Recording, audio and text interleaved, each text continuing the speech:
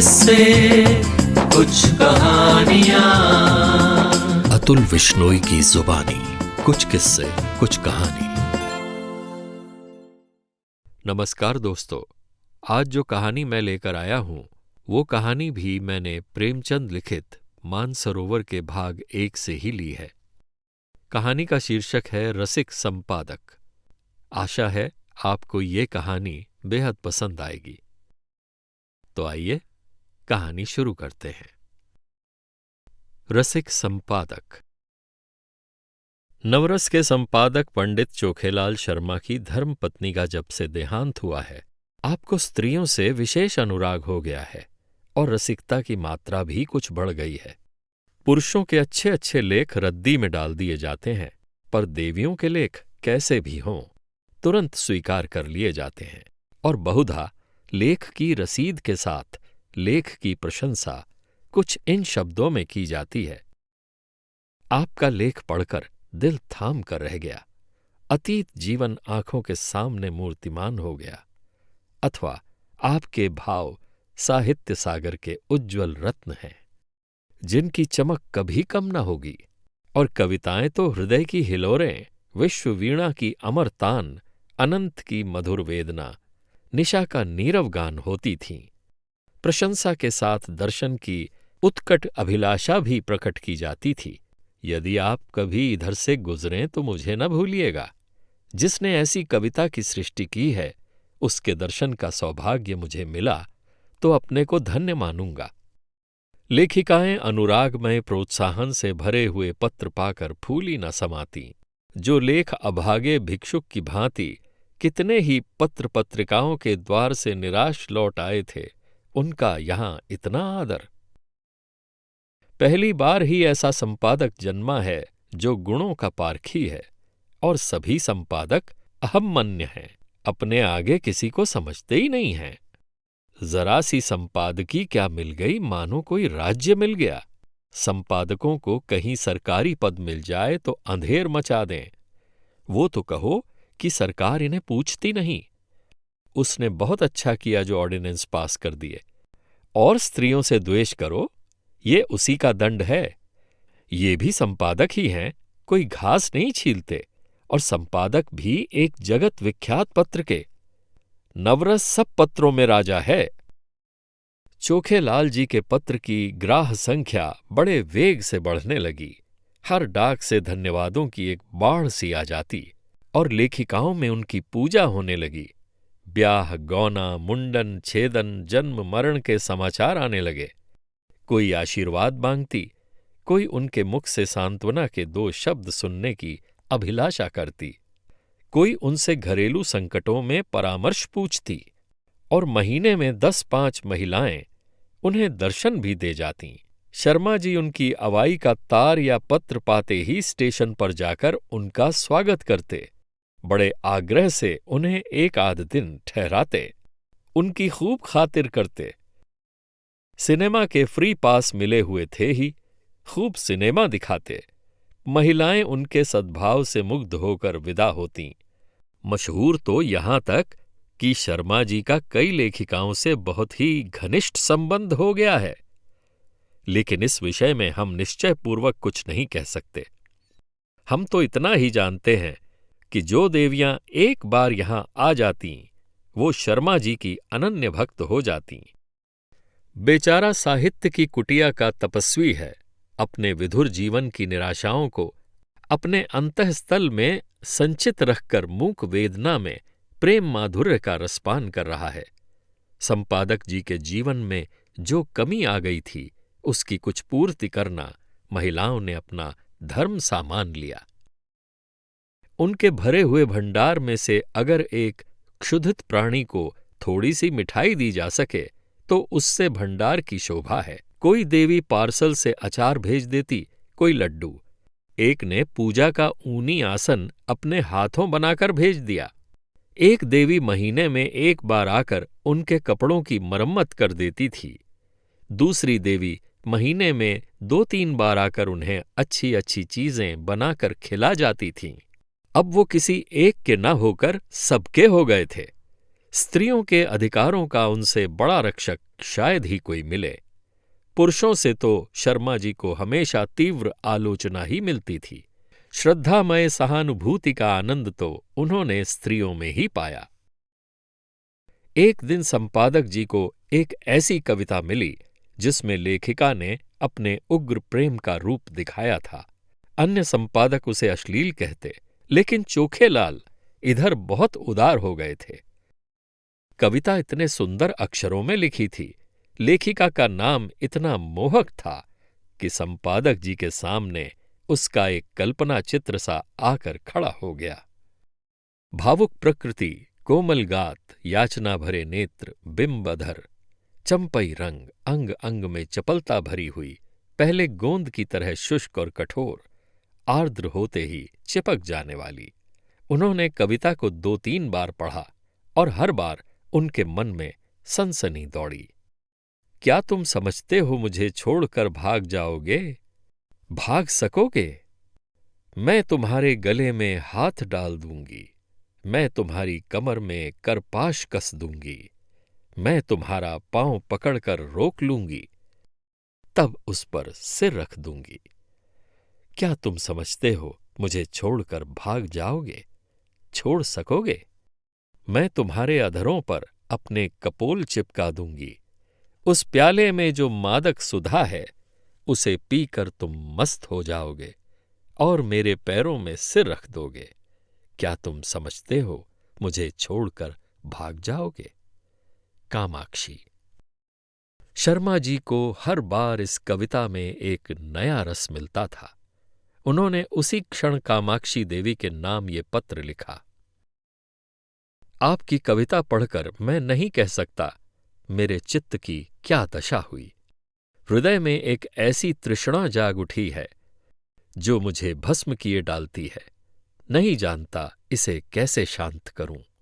बस यही आशा है कि इसको शीतल करने वाली सुधा भी वहीं मिलेगी जहां से ये तृष्णा मिली है। मन मतंग की भांति जंजीर तुड़ाकर भाग जाना चाहता है। जिस हृदय से यह भाव निकले हैं उसमें प्रेम का कितना अक्षय भंडार है। उस प्रेम का जो अपने को समर्पित कर देने में ही आनंद पाता है। मैं आपसे सत्य कहता हूं, ऐसी कविता मैंने आज तक नहीं पढ़ी थी, और इसने मेरे अंदर जो तूफान उठा दिया है वो मेरी विधुर शांति को छिन्न भिन्न किए डालता है। आपने एक गरीब की फूस की झोपड़ी में आग लगा दी है, लेकिन मन ये स्वीकार नहीं करता कि यह केवल विनोद क्रीड़ा है। इन शब्दों में मुझे एक ऐसा हृदय छिपा हुआ ज्ञात होता है जिसने प्रेम की वेदना सही है, जो लालसा की आग में तपा है। मैं इसे अपना परम सौभाग्य समझूंगा यदि आपके दर्शनों का सौभाग्य पा सका। यह कुटिया अनुराग की भेंट के लिए आपका स्वागत करने को तड़प रही है। सप्रेम। तीसरे ही दिन उत्तर आ गया। कामाक्षी ने बड़े भावुकतापूर्ण शब्दों में कृतज्ञता प्रकट की थी और अपने आने की तिथि बताई थी। आज कामाक्षी का शुभागमन है। शर्मा जी ने प्रातःकाल हजामत बनवाई, साबुन और बेसन से स्नान किया, महीन खद्दर की धोती, कोकटी का ढीला चुन्नटदार कुर्ता, मलाई के रंग की रेशमी चादर। इस ठाठ से आकर कार्यालय में बैठे तो सारा दफ्तर गमक उठा। दफ्तर की भी खूब सफाई करा दी गई थी। बरामदे में गमले रखवा दिए गए थे, मेज पर गुलदस्ते सजा दिए गए थे। गाड़ी 9 बजे आती है, अभी 8:30 हैं, 9:30 बजे तक यहां आ जाएंगी। इस परेशानी में कोई काम नहीं हो रहा है। बार बार घड़ी की ओर ताकते हैं, फिर आईने में अपनी सूरत देखकर कमरे में टहलने लगते हैं। मूंछों में 2-4 बाल पके हुए नजर आ रहे हैं। उन्हें उखाड़ फेंकने का इस समय कोई साधन नहीं है। कोई हर्ज नहीं, इससे रंग कुछ और ज्यादा जमेगा। प्रेम जब श्रद्धा के साथ आता है तब वो ऐसा मेहमान हो जाता है जो उपहार लेकर आता हो। युवकों का प्रेम खर्चीली वस्तु है, लेकिन महात्माओं या महात्मापन के समीप पहुंचे हुए लोगों के प्रेम उल्टे और कुछ ले आता है। युवक जो रंग बहुमूल्य उपहारों में जमाता है, यह महात्मा या अर्ध महात्मा लोग केवल आशीर्वाद से जमा लेते हैं। ठीक 9:30 बजे चपरासी ने आकर एक कार्ड दिया। लिखा था कामाक्षी। शर्मा जी ने उसे देवी जी को लाने की अनुमति देकर एक बार फिर आईने में अपनी सूरत देखी और एक मोटी सी पुस्तक पढ़ने लगे, मानो स्वाध्याय में तन्मय हो गए हैं।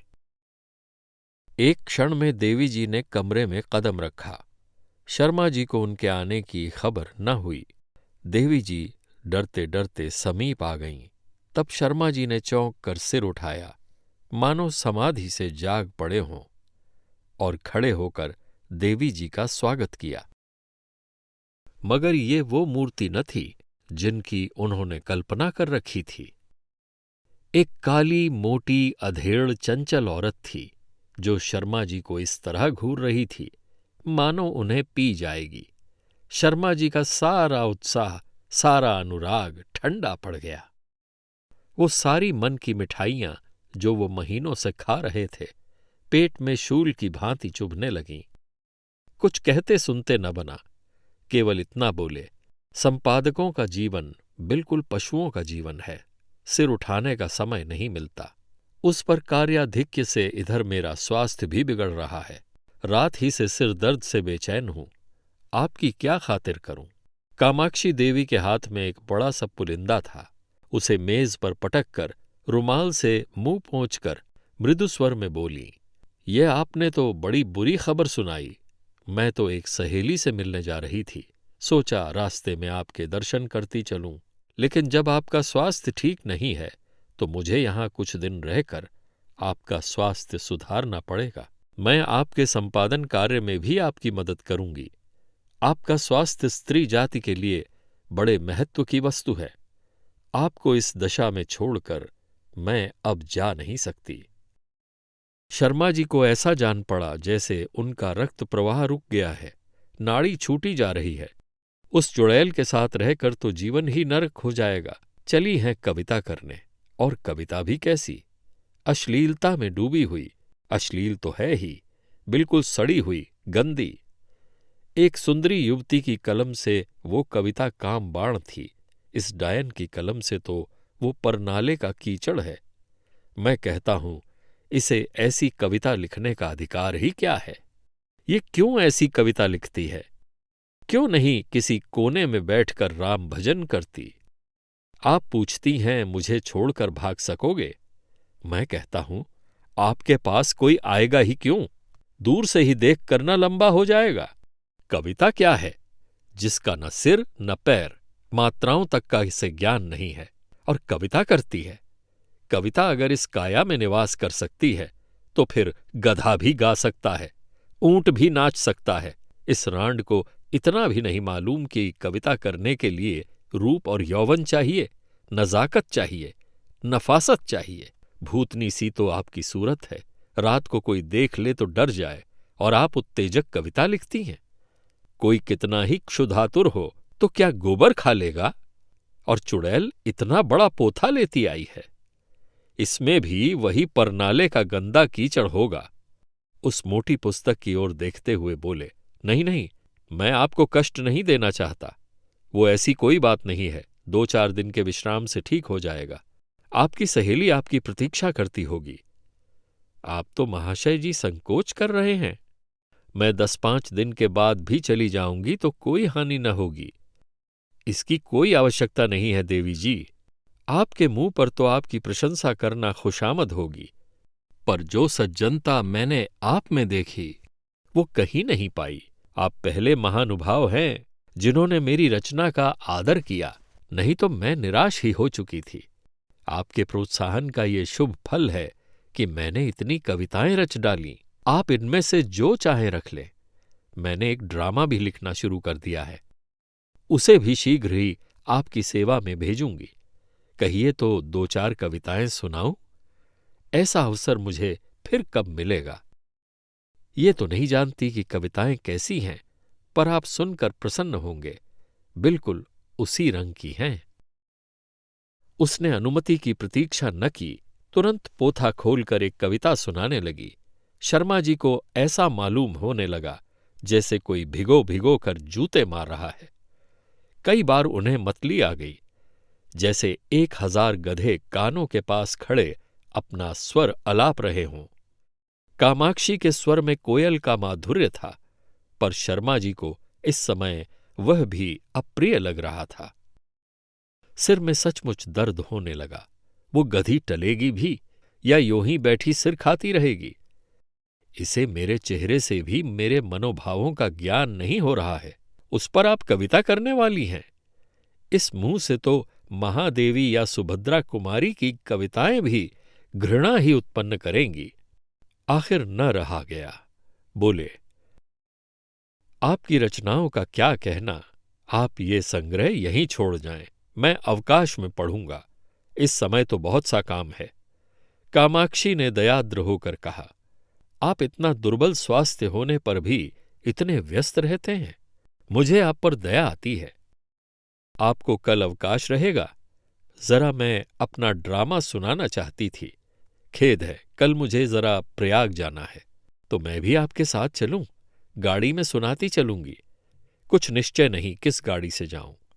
आप लौटेंगे कब तक? यह भी निश्चय नहीं। और टेलीफोन पर जाकर बोले, हेलो, नंबर 77। कामाक्षी ने आध घंटे तक उनका इंतजार किया, मगर शर्मा जी एक सज्जन से ऐसी महत्व की बातें कर रहे थे जिसका अंत ही होने न पाता था। निराश होकर कामाक्षी देवी विदा हुईं और शीघ्र ही फिर आने का वादा कर गईं। शर्मा जी ने आराम की सांस ली और उस पोथे को उठाकर रद्दी में डाल दिया और जले हुए दिल से आप ही आप कहा, ईश्वर न करे कि फिर तुम्हारे दर्शन हो। कितनी बेशर्म है कुलटा कहीं की। आज इसने सारा मजा किरकिरा कर दिया। फिर मैनेजर को बुलाकर कहा, कामाक्षी की कविता नहीं जाएगी। मैनेजर ने स्तंभित होकर कहा, फॉर्म तो मशीन पर है। कोई हर्ज नहीं, फॉर्म उतार लीजिए। बड़ी देर होगी, होने दीजिए, वो कविता नहीं जाएगी। अभी आप सुन रहे थे अतुल विश्नोई की आवाज में प्रेमचंद लिखित रसिक संपादक। आशा है आपको ये रचना पसंद आई होगी। दोस्तों, यदि ये कहानी आपको पसंद आई तो कृपया इसे लाइक करना ना भूलें। और हाँ, यदि आपने अभी तक मेरा YouTube चैनल सब्सक्राइब न किया हो तो कृपया इसे सब्सक्राइब कर लें तथा बेल आइकन को दबाना ना भूलें, ताकि आपको आगे आने वाली अन्य कहानियों की पूर्व सूचना मिल सके। धन्यवाद। कुछ किस्से, कुछ कहानियां। अतुल विश्नोई की जुबानी। कुछ किस्से, कुछ कहानी।